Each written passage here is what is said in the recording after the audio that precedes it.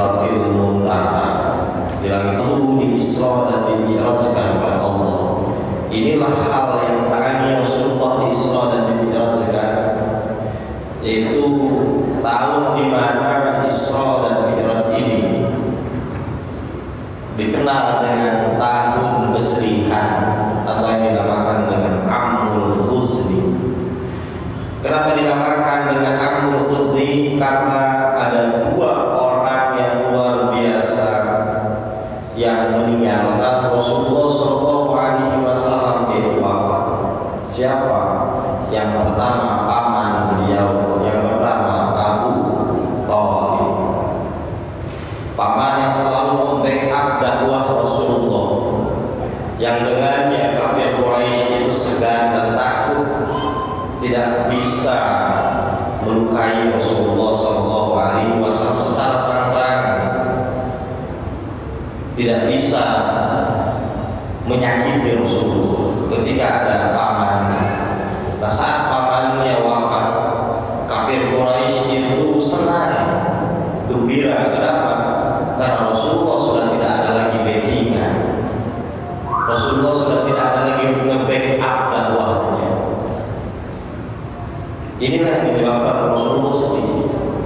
Kemudian tidak berselang lama, ada istri beliau yang paling beliau cintai, yaitu Sayyidatuna Khadijah al-Kubra Ummahatul Mukminin, pemimpinnya para wanita muslim, ibu dari muslimah sedunia dari zaman awal sampai akhir zaman, yaitu Siti Khadijah. Kenapa Rasulullah SAW amat sangat mencintai Siti Khadijah? Saya sebutkan satu kisah saja ini, yang mudah-mudahan ini bisa menginspirasi kita agar kita bisa menjalani kehidupan berkeluarga dengan kehidupan yang dicontohkan oleh beliau. Satu waktu Rasulullah SAW ini pulang dakwah, capek. Dakwah zaman Rasulullah SAW itu nggak dibawain amplop, nggak dibawain besek, itu nggak ada. Nah, beda dengan zaman sekarang. Dakwah biasanya itu dibawain amplop, dibawain besek. Senang kalau kiai musim rajaban, musim bulan senang. Bahkan berharap setiap tahun itu bulannya bulan Rojab atau bulan Maulid semua. Kenapa? Karena banyak panggilan, banyak panggilan. Zaman Rasulullah, dakwah yang luar biasa dilakukan oleh Rasulullah SAW mendapatkan pertentangan keras dari kafir Quraisy. Bahkan tidak asing kita mendengar kisah Rasulullah dilempari batu, diludahi sampai keluar darah dan lain sebagainya, mendapatkan intimidasi. Nah, ketika pulang dakwah seperti itu, Rasulullah SAW pulang, lalu berbicara kepada istrinya, wahai istriku, aku amat sangat lelah, aku ingin beristirahat. Lalu Rasulullah SAW beristirahat di pangkuan Siti Khadijah. Inilah keromantisan yang dilakukan oleh Rasulullah SAW kepada sang istri. Kira-kira suami kita suka gitu apa? Suka gitu lah suami kita. Mas, jadi kau pengen liburan, suka gitu. Jangan-jangan kita masing-masing gitu. Nah, ini contoh dari Rasulullah. Nah, ketika Rasulullah SAW sedang tertidur pulas di pangkuan sang istrinya ini meneteskan air mata melihat perjuangan sang suami. Lalu Rasulullah SAW bangun. Kenapa? Karena air mata sang istri jatuh pada pipinya Rasulullah SAW. Rasulullah bangun menanyakan kepada istrinya, wahai istriku, kamu nyesel ya nikah dengan saya? Lalu Siti Khadijah menjawab, kenapa saya harus menyesal menikah denganmu? Kata Rasulullah SAW, dulu kamu itu wanita terhormat. Siapa yang tidak kenal dengan engkau di Mekah ini?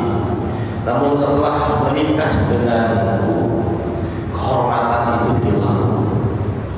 Engkau sekarang dikata-katain, katanya engkau menikah dengan orang gila, engkau menikah dengan penyihir dan lain sebagainya. Dulu kamu itu wanita yang kaya, bahkan 2/3 aset yang berada di Mekah ini milik dari Siti Khadijah. Artinya Siti Khadijah itu selain cerdas, selain berwibawa, juga perempuan yang amat sangat kaya raya. Sekarang harta engkau habis semuanya.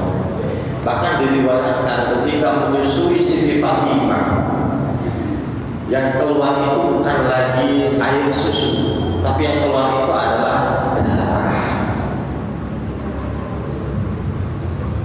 Jadi saking tidak ada yang bisa dimakannya oleh Rasulullah ketika menyusui Siti Fatimah, itu yang keluar darah. Bahkan baju yang dikenakan oleh Siti Khadijah itu adalah baju yang memiliki puluhan tambalan. Yang dulunya kaya raya, semuanya dihibahkan kepada Rasulullah SAW untuk jalan dakwah. Lalu Siti Khadijah menjawab, wahai suamiku, wahai Rasulullah, seandainya nanti aku wafat, engkau masih berada dalam jalan dakwah menyampaikan risalah tauhid, risalah ketuhanan, engkau membutuhkan jembatan untuk menyeberangi lautan, tapi engkau tidak menemukan kayu untuk menyeberangi lautan itu, galilah kuburanku, ambil tulang-tulangku untuk engkau jadikan jembatan. Tidak ada kata penyesalan untukku menikah dengan aku ridho zahiran wa batinan. Itu adalah potret kesolehan yang dilakukan oleh Siti Khadijah kepada Siti Khadijah kepada Siti Khadijah kepada Siti Khadijah kepada Rasulullah Sallallahu Alaihi Wasallam. Jadi setelah hartanya habis, kehormatannya hilang, Siti Khadijah masih sempat-sempatnya mengucapkan kata paling romantis kepada Rasulullah Sallallahu Alaihi Wasallam. Oleh karena itu, ketika Rasulullah Sallallahu Alaihi Wasallam ditinggalkan oleh Siti Khadijah, lalu menikah dengan istri-istri yang lainnya, menikah dengan Siti Aisyah, Rasulullah ini sering memanggil-manggil nama Siti Khadijah. Bahkan Siti Aisyah ini karena cemburu, kenapa engkau selalu mengingat-ingat perempuan tua itu? Aku ini masih jelita, masih muda, kenapa engkau masih memikirkan perempuan tua itu? Jadi nggak aneh ya, perempuan cemburu itu nggak aneh ya, istri Rasulullah pun cemburu. Rasulullah hanya tersenyum ya, karena banyak sekali kenangan-kenangan manis yang sudah dilalui oleh Siti Khadijah. Bahkan ketika Rasulullah SAW ini sedang berkhalwat di gua Sur, yang mengantar makan di gua Hiro, yang mengantar makanannya itu adalah Siti Khadijah.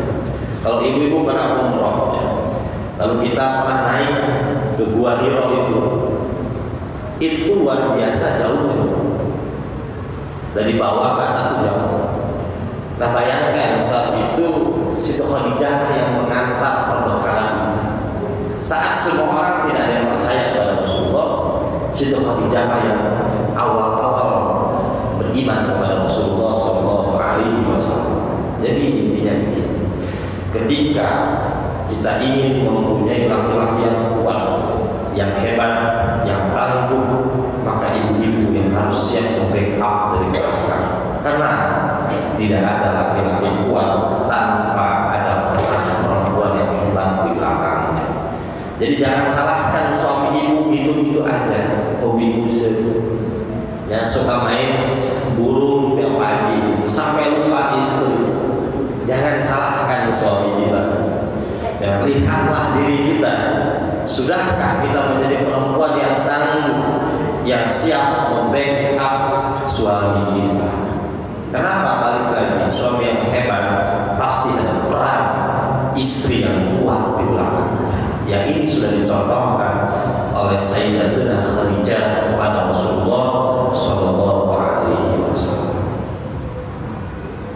Nah, karena Rasulullah Shallallahu Alaihi Wasallam ditinggal oleh dua orang hebat ini, yaitu Sayyiduna Ibnu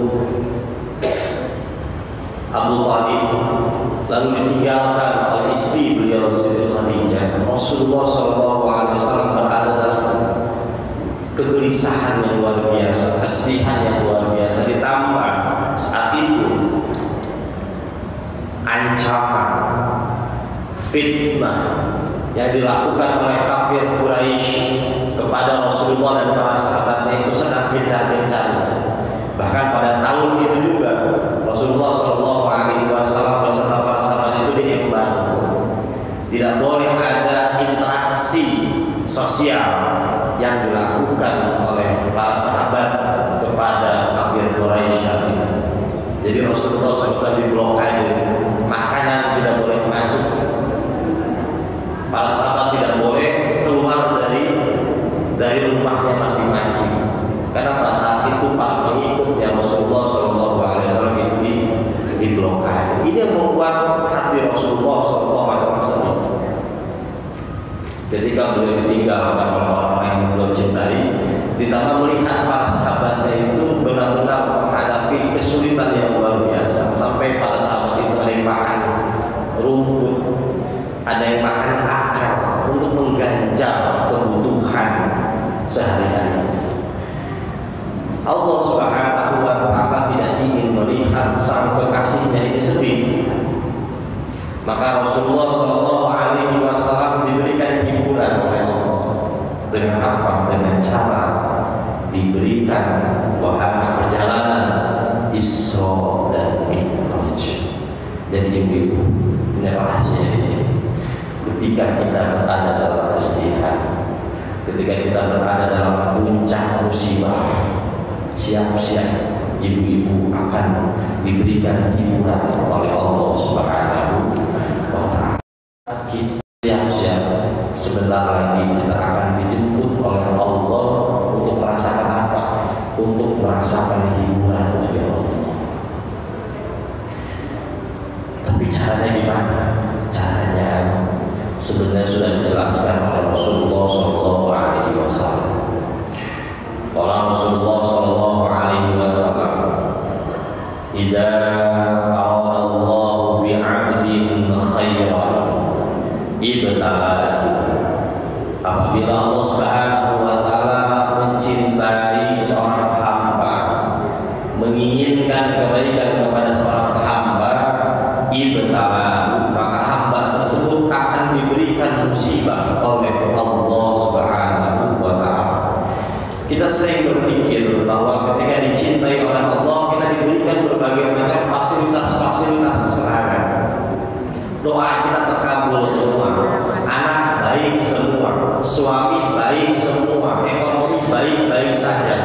Tidak ada yang membenci kita, hidup baik-baik saja. Itu yang sering dalam pikiran kita seperti itu. Ketika kita dicintai oleh Allah, maka ekonomi bagus, maka kesehatan bagus, maka duit lancar. Itu yang ada dalam pikiran kita. Tapi kata Rasulullah SAW, "Jika Allah bi'abdin khairan ibtalah." Justru sebaliknya, ketika kita dicintai oleh Allah, diinginkan baik oleh Allah, justru kita akan diberikan musibah oleh Allah. Ya. Jadi musibah itu adalah tanda cinta dari Allah untuk kita. Yang belum kita baca pesan cinta itu, sehingga kita sering marah-marah, sehingga kita sering uring-uringan. Padahal musibah itu adalah tanda cinta dari Allah. Nah, bagaimana cara membuka tanda cinta ini? Bagaimana cara membuka tanda cinta ini yang Allah hadirkan dalam kehidupan kita? Karena kalau mau jujur hidup kita ini lebih banyak musibah atau nikmat?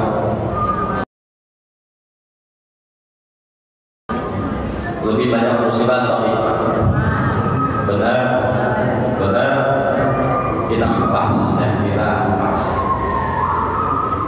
Punya suami nikmat dulu, benar. Tapi kenapa kita sering menangis karena suami kita? Punya anak nikmat, tapi kenapa kita sering kesel pada anak kita? Punya mertua nikmat, tapi kenapa kita sering marah-marah, dongkol kepada mertua kita? Punya tetangga nikmat, tapi kenapa kita sering bermasalah dengan tetangga kita? Kalau begitu ternyata hidup isinya adalah musibah. Benar? Benar ya? Kita pengen punya anak, habis nikah pengen langsung punya. Akhirnya lahirlah anak kita. Bahagia gak kita punya anak? Tapi semakin kesini semakin kesono itu anak. Ya, semakin kesini semakin nggak bisa diatur, nggak bisa diomongin, nggak bisa yang namanya diatur itu nggak bisa kita. Akhirnya hati kita ini dipenuhi kegelisahan memikirkan tentang anak kita. Artinya anak itu bisa jadi musibah, pasangan bisa jadi, harta itu bisa jadi musibah juga. Ketika kita nggak punya kendaraan, lalu kita ngeredit motor ataupun mobil, awal-awal senang nggak? Datang ke rumah senang nggak? Seminggu sekali dilapin, dicuci setir, benar? Tapi ketika datang angsuran pertama pusing nggak? Pusing. Cicilan kedua pusing. Dan begitu terus dan terus seperti itu. Pengen punya rumah, setelah kita ngeredit rumah, pusing kita bayar angsurannya. Itulah yang dinamakan dengan hidup. Kita ternyata dipenuhi oleh musibah.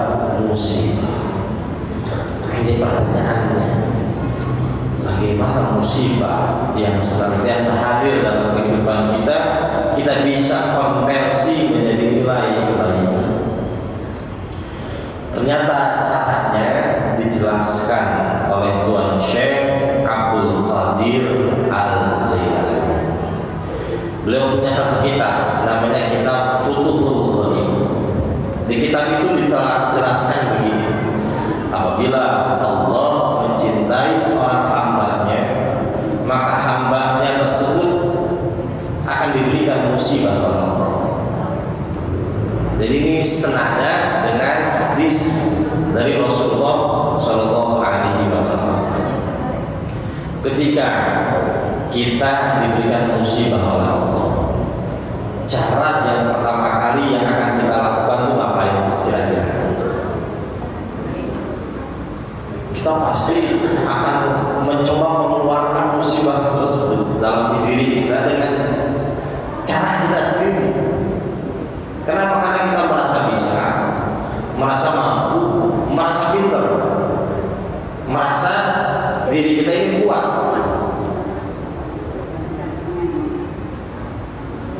Namun kata Tuan Syekh Abdul Qadir Al-Zailani, meskipun dia sudah mencoba mengerahkan seluruh kemampuannya agar dia bisa lepas dari musibah itu, kalau Allah cinta kepada hamba tersebut, meskipun dia sudah mengerahkan seluruh kekuatan yang ada pada dirinya, Allah akan tahan musibah tersebut berada pada dirinya.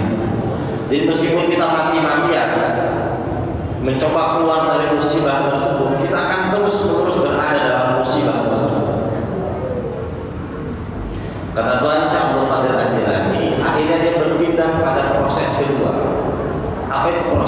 musibah, proses di mana dia mulai menghubungi teman-temannya, menghubungi saudara-saudaranya, menghubungi orang-orang yang dia anggap bisa layak mampu untuk mengeluarkan musibah itu berada dalam dirinya. Dia mulai teleponin orang-orang lain yang tadinya nggak pernah kita WA. Assalamualaikum, waalaikumsalam, ada apa? Saya mohon bantuannya karena Allah, saya sedang terkena musibah ini. Atau kita sampai orang untuk orang itu mengeluarkan diri kita dari musibah yang sedang kita hadapi. Pokoknya orang-orang yang kita anggap mampu kita datang-datangin, kita telepon. Tapi kata Tuan Syekh Abdul Qadir Al-Jailani, kata Tuan Syekh Abdul Qadir Al-Jailani, meskipun seluruh manusia ditambah jin mencoba mengeluarkan dirinya dari musibah, kalau Allah cinta kepada hamba tersebut akan tetap berada dalam musibah. Jadi meskipun seluruh orang yang kita kenal ingin menolong kita, kalau Allah cinta kepada kita, musibah itu tetap akan ada dalam diri kita. Akhirnya kita merasakan satu fase di mana kita ini merasa terasing, merasa sendirian, tidak ada yang membantu kita. Ini yang dinamakan dalam kitab Al-Hikam, yaitu fase wuhsyah. Mata auhasyaka, kapan waktu Anda dibuat terasing kepada manusia, fa'lam, maka ketahuilah Anda sesungguhnya Allah Subhanahu wa Ta'ala sedang membukakan pintu keintiman kepada Anda. Ketika kita asik terikat dengan makhluk, pintu keterintiman dengan Allah itu tertutup. Kenapa? Kalau kita ada masalah langsung ke orang, kalau ada sesuatu langsung ke orang. Allahnya nggak pernah kita hadirkan. Kita bergantung kepada orang terus. Kita bergantung kepada manusia terus. Allah tidak pernah kita libatkan sama sekali. Nah, ketika kita berada dalam momentum kesepian, kesendirian, akhirnya kita menuju Allah Subhanahu wa Ta'ala. Jadi sebenarnya ketika kita terasing, kita harus bersyukur kepada Allah. Inilah waktu di mana kita dibuat mendekat kembali kepada Allah Subhanahu wa Ta'ala. Yang tadinya pintu itu tertutup. Kenapa? Karena kita lebih dekat, lebih asik kepada makhluk. Akhirnya kata Tuan Syekh Abdul Qadir Al-Jailani, maka hamba tersebut ketika berada dalam musibah, lalu orang lain tidak bisa membantu dirinya, akhirnya dia berpindah pada proses ketiga. Apa proses ketiga? Dia mulai mendekati Allah Subhanahu wa Ta'ala. Dengan apa? Dengan berbagai macam ritual ibadah. Yang tadinya nggak pernah ngaji, sekarang ikut ngaji. Yang nggak pernah jarah, ikut jarah. Keliling Wali Songo plus Madura. Yang tadinya nggak pernah silaturahim ke rumah-rumah kiai, sekarang silaturahim. Yang tadinya nggak pernah sholat malam, sekarang sholat malam. Yang tadinya nggak pernah puasa Senin Kamis, sekarang puasa Senin Kamis. Yang tadinya nggak pernah sholawatan, ikut sholawatan. Apapun amalannya, dia kerjakan semua. Apapun amalannya, dia kerjakan semua. Namun kata Tuan Syekh Abdul Qadir Al-Jailani, meskipun dia sudah mengerahkan seluruh kemampuannya untuk beribadah kepada Allah, tidak mengenal siang dan tidak mengenal malam, dia habiskan waktunya untuk bermunajat kepada Allah. Namun kata Tuan Syekh Abdul Qadir Al-Jailani, masalah itu tetap akan ada pada dirinya, meskipun dia sudah mengerahkan seluruh kemampuannya untuk beribadah kepada Allah Subhanahu wa Ta'ala. Kenapa bisa seperti itu? Karena kita doa udah, minta doa kepada kiai udah, ziarah udah, birrul walidain udah, sholat malam udah, sedekah udah, kok musibah itu tetap ada pada diri kita? Karena kata Tuhan Syekh Abdul Qadir Al-Jilani, engkau beribadah kepada Allah bukan karena Allah, tapi karena apa? Karena masalah. Ini bermasalah. Kalau kita ibadah karena Allah, karena masalah, ini bermasalah. Kalau seandainya ada masalah, kita kira-kira kita ibadah. Kalau seandainya tidak ada masalah, kira-kira kita mendekatnya kepada Allah. Kalau kita ibadah karena masalah, akhirnya kita iktimat. Apa itu iktimat? Menggantungkan hati kita kepada ibadah. Akhirnya kita menjadi abdun tujar. Ya, dalam istilah tasawuf ada yang dinamakan dengan abdun tujar. Apa itu abdun tujar? Hamba yang transaksional kepada Allah. Ya Allah, saya sudah sholat duha. Ya Allah, saya sudah baca surat Waqiah. Ya Allah, saya sudah sedekah. Ya Allah, kini giliranmu, berikanlah aku rizki, berikanlah aku duit yang banyak. Ya Allah, lunaskanlah hutang-hutangku. Ya Allah, saya sudah melakukan ini, itu, dan ini. Kira-kira bagus apa jelek ibadah seperti itu? Bagus apa jelek? Bagus apa jelek? Suka begitu nggak kita kira-kira kepada Allah? Itu dinamakan dengan hamba transaksional. Ada dua pembantu ibu-ibu di rumah kita, ya. Kita punya pembantu dua. Ya. Satu pembantu tiap harinya tuh nanyain terus kepada kita, kapan ibu gajian? Ini saya makannya kalau bisa sama ikan gitu ya. Besok kalau bisa sama daging. Besoknya lagi sama sosis dan lain sebagainya pokoknya. Selalu menuntut kepada kita. Kira-kira punya pembantu gini dipecat atau dilamain kerjanya? Dipecat apa dilamain?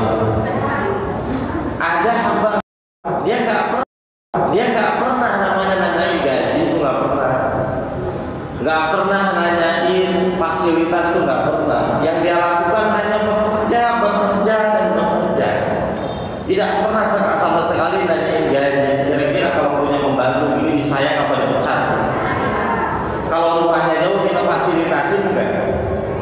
Kamu rumahnya di mana? Saya di Jakarta, Pak. Wah, jauh banget ya. Kamu tinggal di rumah saya aja deh, nggak usah kamu pulang pergi ke Jakarta. Kenapa? Karena kerjanya bagus. Nah, begitulah gambaran kita kepada Allah Subhanahu. Ada hamba yang senantiasa terus menuntut kepada Allah. Ada hamba yang ikhlas karena Allah, tidak ada pamrih sama sekali. Dia tahu hanya berbuat taat, dan berbuat taat. Hamba seperti inilah yang kata Tuhan Syekh Abdul Qadir Al-Jilani yang sudah berhasil melewati rintangan musibah. Jadi ketika dia beribadah bukan karena masalah, dia beribadah bukan karena maksud, dia beribadah bukan karena selera dirinya. Karena kita kadang-kadang ibadah itu karena selera kita. Kenapa kita baca sholawat? Kalau kata Pak Ustadz, kalau baca sholawat fadilahnya ini dan itu. Kenapa kita sholat duha memperlancar rezeki? Kenapa kita sholat malam? Karena fadilahnya untuk ini dan itu. Namanya itu kita beribadah karena selera kita. Seperti seorang pembantu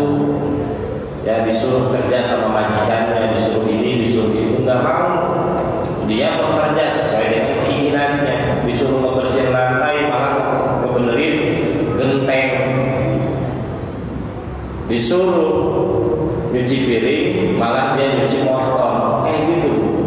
Nah, momentum Isra dan Mi'raj adalah momentum di mana kita kembali kepada Allah dengan apa? Dengan membawa qalbu yang ikhlas ketika kita beribadah kepada Allah. Qalbu yang ikhlas adalah qalbu yang tidak ada dirinya ketika dia beribadah. Qalbu yang ikhlas sudah tidak ada lagi kepentingan makhluk di dalamnya.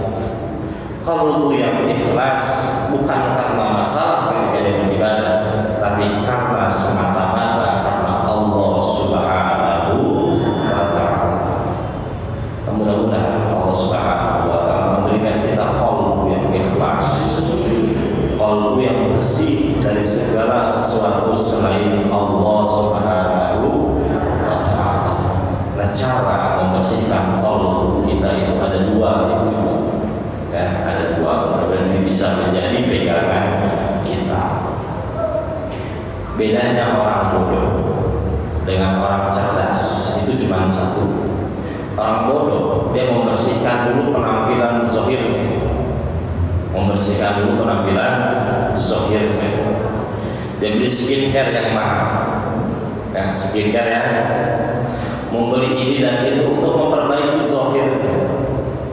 Sedangkan batinnya tidak terurus, batinnya penuh dengan hasad, batinnya penuh dengan riya, batinnya penuh dengan sum'ah, batinnya penuh dengan ananiyah, batinnya penuh dengan kebencian kepada sesama. Itu dia nggak peduli. Yang penting saya glowing, yang penting saya glowing. Tapi orang cerdas yang mulai dia bersihkan adalah qalbunya. Sedikit demi sedikit dia mulai hilangkan dalam dirinya hasad, ananiyah, takabur, ujub dan lain sebagainya. Penyakit-penyakit qalbu ini sedikit demi sedikit dia hilangkan. Caranya bagaimana menghilangkan kotoran-kotoran qalbu? Kata Rasulullah SAW, kullu syai'in syaqalatun wa syaqalatul qalbi la ilaha illallah. Segala sesuatu itu ada alat pencucinya, dan alat pencucinya qalbu adalah kalimat la ilaha illallah. Jadi ketika kita ingin membersihkan kerak-kerak, noda-noda dalam diri kita, perbanyaklah membaca kalimat la ilaha illallah.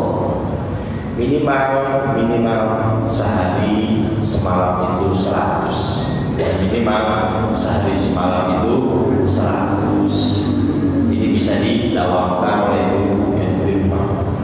Jadi jangan sampai kita tahlil itu hanya saat ada acara tahlil saja, tapi kita dawamkan kalimat la ilaha illallah itu di rumah masing-masing. Karena kata Rasulullah SAW, man akhir kalamihi la ilaha illallah dakhala jannah. Barang siapa di akhir kehidupannya dia mengucapkan kalimat la ilaha illallah dakhala jannah, maka dia akan masuk ke dalam surga. Kira-kira mungkin enggak ya, ada pemain bola, dia baru latihan 1 jam disuruh main bola sama pelatihnya, mungkin gak dia baru latihan 1 jam tiba-tiba disuruh membela timnas, mungkin ya mungkin. Orang yang membela timnas itu adalah mereka yang menghabiskan waktunya berpuluh-puluh tahun untuk latihan sepak bola. Mungkin gak kalau kita jarang mengucapkan kalimat la ilaha illallah di hidup kita, lalu nanti di masa kita dicabut nyawa oleh malaikat, sampai yang tahu Israel, tiba-tiba kita bisa mengucapkan kalimat la ilaha illallah, mungkin gitu. Harus dilatih sejak sekarang agar nanti ketika kita dicabut nyawa kita, yang kita ingat adalah kalimat la ilaha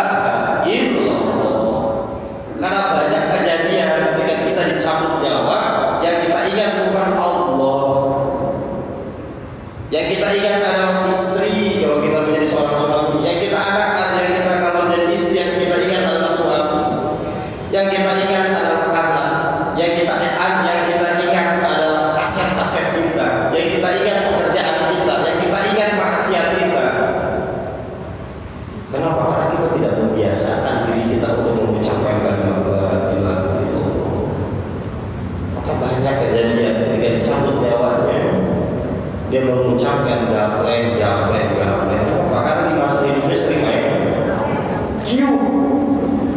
Jadi pas ditarik itu Q, yang kayaknya itu Q. Jadi kita akan diakhiri kehidupan kita dengan sesuatu yang memang sering kita lakukan dalam kehidupan kita. Maka kata Imam Ghazali radhiyallahu ta'ala dalam kitab Ihya Ulumuddin, al-insanu mata ma syaa alaihi wa yuhsyaru yaumal qiyamah mata ma syaa alaihi. Manusia itu akan diwafatkan sesuai dengan kebiasaan bagaimana dia hidup, dan akan dikumpulkan nanti di yaumil mahsyar tergantung bagaimana dia wafatnya. Artinya kehidupan kita saat ini menentukan nanti kita wafat seperti apa. Wafat kita akan menentukan kita nanti dikumpulkan di padang mahsyar dengan siapa, dalam kondisi apa. Maka pembelajaran kalimat la ilaha illallah sedari kita masih sadar dan hidup. Karena ketika kita cabut nyawa, kita akan diperlihatkan dengan suami kita yang nanti nikah lagi, yang kita sayang-sayangi, yang kita cinta-cintai, yang kita rawat mati-matian. Kita diperlihatkan suami kita nikah lagi. Kaset yang banyak yang kita pertaruhkan segala-galanya untuk mengumpulkan itu sedang dipakai oleh istri barunya. Jadi kasur kita yang empuk itu, yang biasa kita pakai tidur dengan suami kita, itu sedang digunakan dengan perempuan lain. Maka nggak aneh ada yang meninggal itu matanya melotot dalam keadaan ketakutan, bukan sedang diperlihatkan surga atau neraka, tapi tentang sesuatu yang kita terikat di dalamnya. Itu adalah kondisi paling mencekam dalam kehidupan kita. Nah, lalu ada proses pembersihan qalbu yang kedua selain kita mengucapkan kalimat la ilaha illallah, yaitu melalui proses takbir yang dinamakan oleh kita dengan musibah. Jadi musibah itu adalah proses untuk membersihkan qalbu kita. Kenapa? Karena qalbu kita terlalu terikat dengan makhluk, terlalu terikat dengan ego nafsu kita sendiri, terlalu terikat dengan sesuatu yang berada di luar diri kita. Ini sudah amat sangat akut. Ya, kalau dalam bahasa medis itu, ini penyakit yang sudah akut, tidak bisa hanya menggunakan obat. Harusnya apa? Dioperasi. Nah, cara mengoperasinya gimana? Allah kirimkan musibah. Tiba-tiba kita jauh dari orang. Tiba-tiba lagi enak-enak kerja, kita dipecat. Tiba-tiba kita lagi enak-enak berusaha dan lain sebagainya, bangkrut dan lain sebagainya, sesuatu yang tidak mengenakan hati kita semua. Itu adalah proses operasi yang mana penyakitnya bukan penyakit biasa. Kalau itu penyakit batuk yang mungkin dioperasi. Ibu sakit batuk, datang ke dokter, ibu harus dioperasi. Sekarang salah saya apa dok? Ibu penyakit batuk, mungkin ya. Tapi kalau virus itu sudah masuk ke dalam diri kita, sudah menjadi penyakit yang mematikan, itu mau tidak mau harus dioperasi. Begitupun kita, ketika makhluk dunia sudah menyangkut, sudah mendarah daging dalam hati kita, ini mau tidak mau harus dioperasi. Cara mengoperasinya adalah dengan Allah memberikan takdir yang tidak mengenakan kepada kita.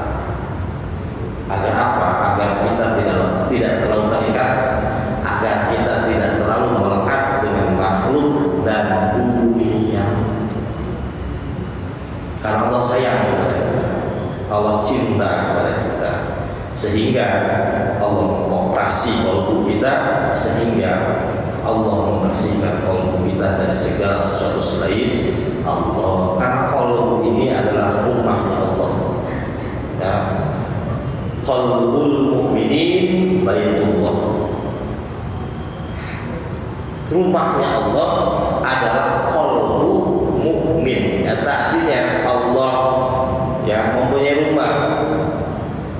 mana? Di hati kita. Tapi sayang hati kita ini dipenuhi oleh segala sesuatu selain Allah. Tandanya apa? Kalau kita dipenuhi segala sesuatu selain Allah, ini gampang. Ini gampang. Ya, pernah saya bicarakan juga di sini, tapi takut ibu lupa. Kita punya duit harusnya ditaruh di mana? Dompet, kalau nggak di kantong, benar? Punya mobil harusnya ditaruh di mana? Garasi. Punya suami ditaruh di mana harusnya? Di mana? Di rumah. Punya anak juga ditaruh di. Nah, sayangnya duit, mobil, motor, anak, suami, ini kita simpan di dalam hati kita. Buktinya apa? Kalau duit kita hilang, sedihnya. Sedih nggak kalau duit kita hilang? Kalau ada yang minta sedekah sama kita, kesel sama kita. Kita punya duit 100.000, 50.000, 20.000, 10.000, 5.000, 2.000. Yang disedekahin itu yang 100.000 apa yang 2.000? Itu tanda duit itu yang harusnya disimpan di kantong, kita simpan di hati kita. Jadi hati kita itu sudah penuh, ya sudah penuh, sudah kebanyakan isinya, sehingga Allah itu ngontrak ibadah di luar, tidak kebagian tempat. Ketika kita mendapatkan masalah, ditanda kalau kita sudah tidak ada Allah lagi, tanda ya Allah itu ngontrak, tidak ada di hati kita itu begini. Ketika kita dapat musibah, ya kita ingat Allah atau ke siapa yang harus saya kasih minta pertolongan. Kira-kira yang kita ingat Allah apa makhluk dulu? Yang kita ingat Allah apa makhluk dulu? Makhluk dulu. Terus beak ke makhluk dulu, akhirnya kita berdoa. Benar? Udah jujur aja, kita ngaji di sini jujuran aja, jujur. Ya kita ke makhluk, baru ke Allah. Itu kan kita. Udah mentok baru kita ngapa sejadah. Ya Allah, tidak ada lagi tempat perlindungan kecuali Engkau. Ya. Tapi setelah kita muter itu, ngadu sana, curhat sini, bikin status, benar? Ya Allah, tidak ada yang menolong. Biar apa? Biar ada makhluk-makhluk yang ngerespon. Ibu kenapa? Oh saya begini-begini. Paling mentok jawabannya apa? Yang sabar. Kan gitu. Benar? Yang sabar. Artinya makhluk dulu yang kita tuju, Allahnya nanti. Tapi kalau Allah di hati kita, ketika kita mendapatkan musibah, ketika kita mendapatkan berbagai macam problem apapun, yang kita ingat adalah Allah dulu. Kenapa musibah datang dari Allah? Yang punya kunci adalah Allah. Kita tidak sadar, kita menganggap makhluk itu punya kuncinya. Diri kita punya kuncinya, padahal yang punya kuncinya adalah Allah Subhanahu wa Ta'ala. Kalau kita mendekat kepada Allah, maka Allah akan bukakan kuncinya. Nah, yang jadi pertanyaannya bagaimana agar masalah yang banyak ini dalam hidup kita ini dibukakan kuncinya? Mau nggak saya kasih kuncinya? Mau nggak? Dalam hidup dulu yang capek.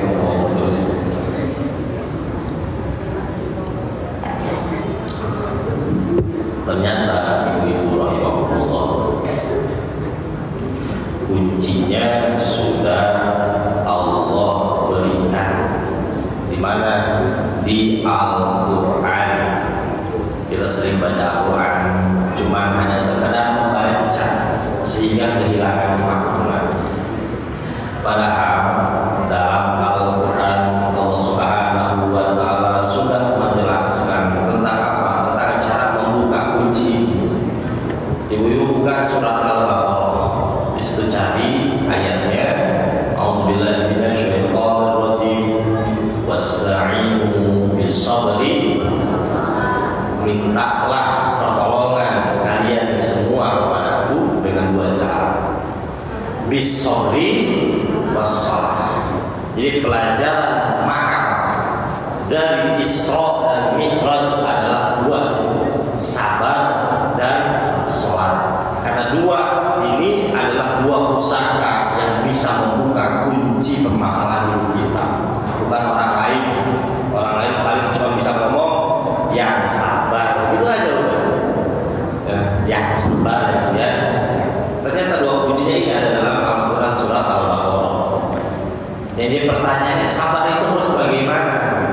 Kita tahu sabar, cuma nggak tahu prakteknya bagaimana.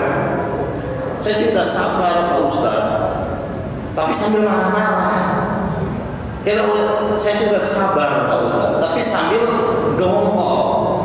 Itu bukan sabar. Sabar itu adalah al-imsak. Apa Bu? Ada yang tahu arti al-imsak apa? Menahan diri. Kalau kita bulan puasa ada tuh ya sebelum sholat subuh, sebelum ada subuh ada yang dinamakan dengan imsak. Jadi artinya menahan.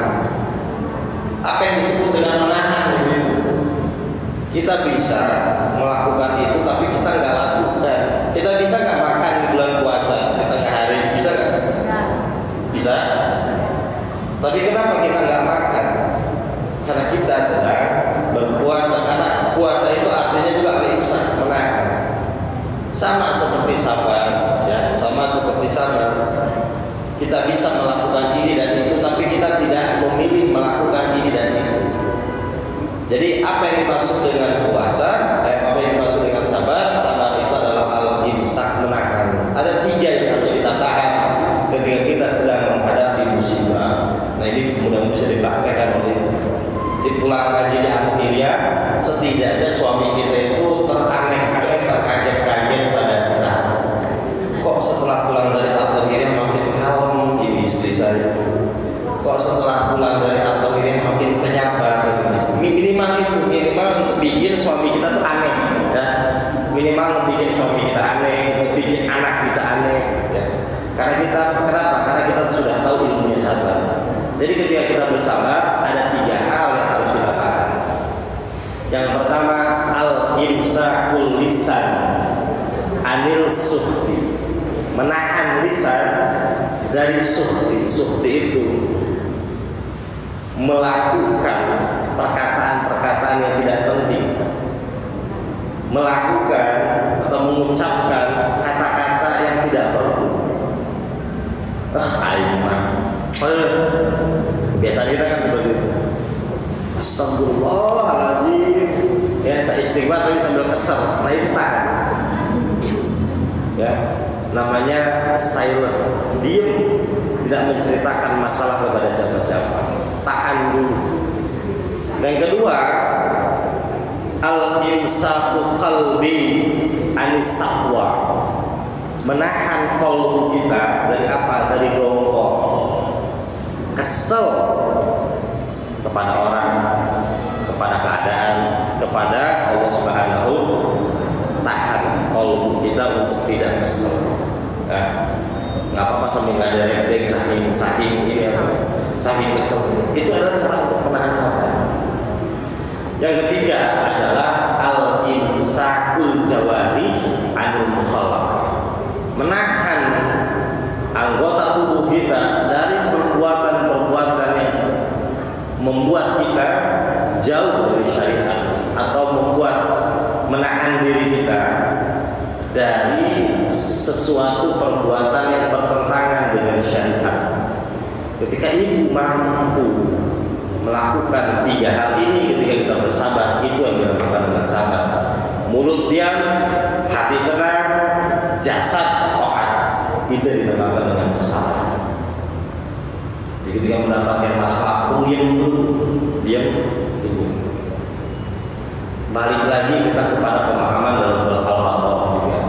Asyhadu an taqrabu syai'an wa huwa khairun wa asyhadu an tuhibbu syai'an wa huwa syarrun. Bisa jadi sesuatu yang kamu benci ternyata itu baik buat kamu, dan bisa jadi sesuatu yang kamu cintai mati-matian itu buruk buat kamu.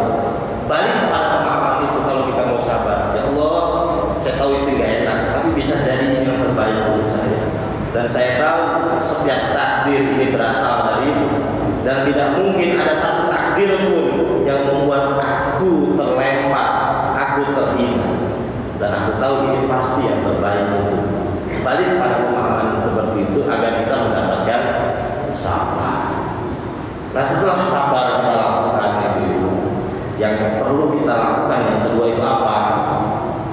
Yang dinamakan dengan sholat.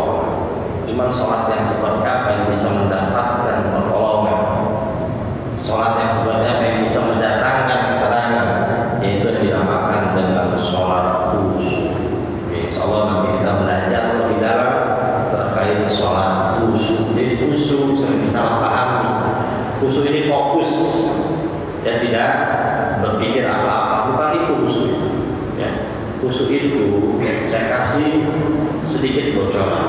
Khusyuk itu adalah tentang menghadirkan hati kita, menghadirkan hati kita ketika kita sholat. Sebagaimana kita menghadirkan hati kita ketika kita makan yang enak. Kalau kita makan yang enak, ibu-ibu, ayam itu akan lewat ke tembok. Ayam utang lobang, tak inget deh. Budak Badung, kabayang deh. Kenapa? Kita sedang ngalimen, kalau bahasa Sunda itu ngalimen keringan, hutang loba, teka inget, mitoha bawel, teka inget, hutang menumpuk, ya nggak kebaca. Kenapa? Karena kita sedang asik makan gitu. Setelah itu baru keinget kabeh tak rasuk deh. Nah itu yang dinamakan dengan sholat. Sholat khusyuk seperti itu. Kita mampu menghadirkan hati kita ketika kita sholat, itu dinamakan dengan khusyuk. Ketika ibu-ibu rahimahullah berada dalam musibah, lalu kita sabar di dalamnya, ditambah kita mempunyai sholat yang berkualitas bagus, itulah yang akan mendatangkan pertolongan kepada kita. Jadi dua cara agar kita mendapatkan pertolongan dari Allah: perbanyak sholat, lalu dengan kesadaran sabar. Ya, mudah-mudahan banyak manfaat. Insya Allah di pertemuan yang akan mendatang kita akan bahas tentang sholat khusyuk dalam perspektif ilmu tasawuf. Nah, insya Allah mudah-mudahan banyak manfaatnya. Banyak mangga silakan. Ini sudah jam 11, tidak apa-apa. Satu pertanyaan aja. Ya, satu mangga Bu.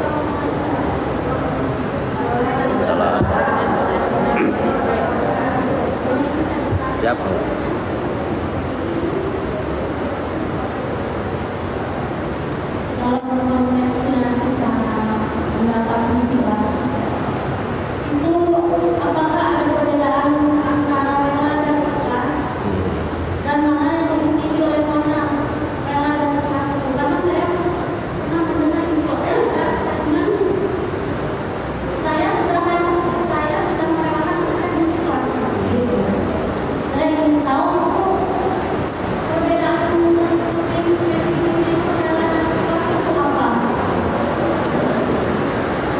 Siap.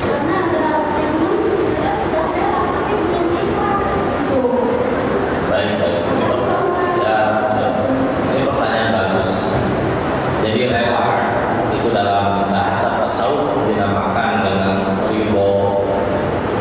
Ya, rela dalam konsep tasawuf dinamakan dengan ridho. Ridho itu apa? Baina halataini sawa. Antara dua keadaan itu sama, itu yang dinamakan dengan ridho atau rela. Jadi saya rela dengan sesuatu yang sudah terjadi dengan saya, karena saya melihat baik buruk semua datang dari Allah. Cuma saya tidak ikhlas. Jadi gini, ketika kita ridho terhadap sesuatu, rela terhadap sesuatu, itu mustahil kalau tidak ikhlas. Jadi ketika kita ngomong rela tapi tidak ikhlas, berarti itu bukan rela. Aku bisa memaafkan dulu, tapi aku tidak bisa melupakan. Sering ngomong kayak gitu kan, ya kan? Aku masih teringat dengan ucapan kau pernah menyakiti, tapi aku sudah memaafkan, tapi aku tidak pernah lupa dengan ucapan. Nah itu bukan memaafkan, bukan?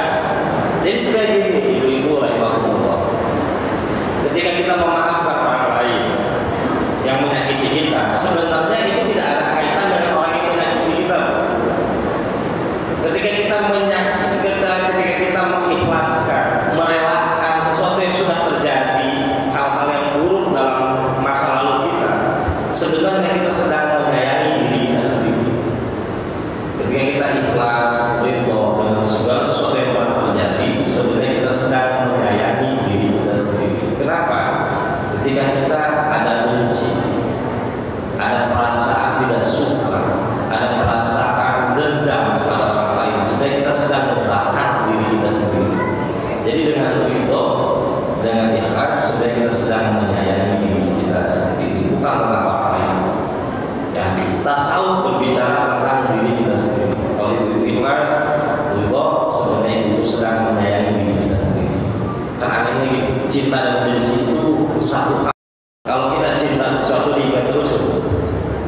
Ingat, ingat, ingat, ingat. Kalau kita benci sesuatu, ingat terus ya. Bedanya apa? Ya nggak ada beda. Ya nggak ada. Aku benci padamu. Saya bukan benci, itu adalah cinta yang tersembunyi. Itu adalah cinta yang tersembunyi. Ya mudah-mudahan banyak manfaatnya. Ya.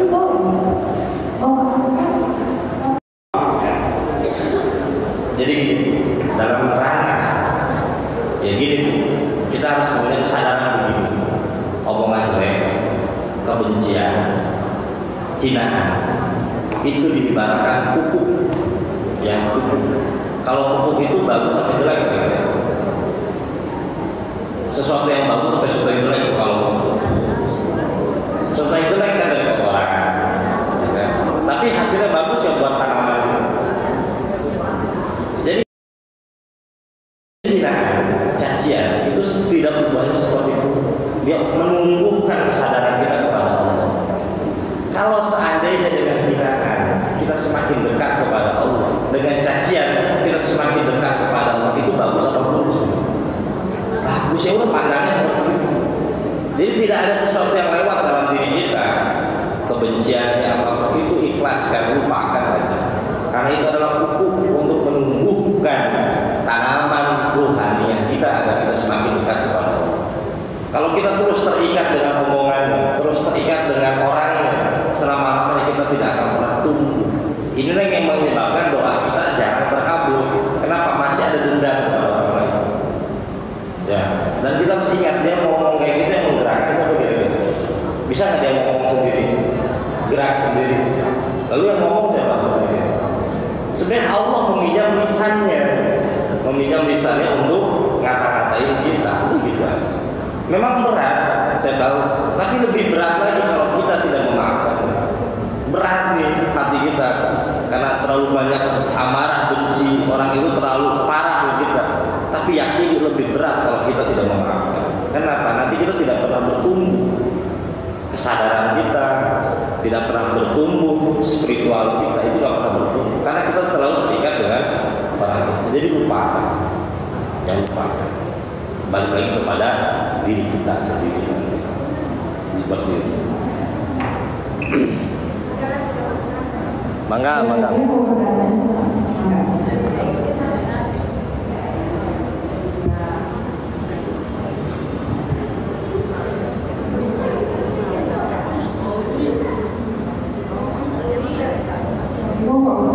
Salam. Mangga. Salam. Allah wabarakatuh. Masalah tentang apa? Takdir.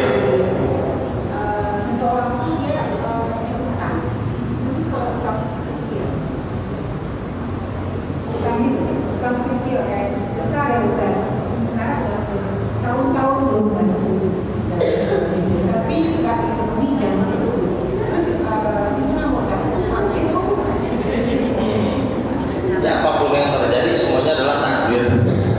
Semua yang terjadi adalah takdir. Jadi kita harus balik lagi ke rukun iman tentang mengimani takdir khairi wa syarri min Allah. Baik buruk semua datang dari Allah. Tapi pada hakikatnya tidak ada yang buruk. Semuanya itu adalah yang baik. Jadi ketika ada yang buruk kepada kita dalam kehidupan yang banyak, ya kita pakai ranah syariat dulu. Ya, tagih. Kalau nggak bisa ditagih-tagih, kita lihat ini kondisi orang seperti apa. Dalam susah, kalau kita mempunyai jiwa besar, ikhlaskan. Dan kalau kita punya jiwa besar, ikhlaskan. Nanti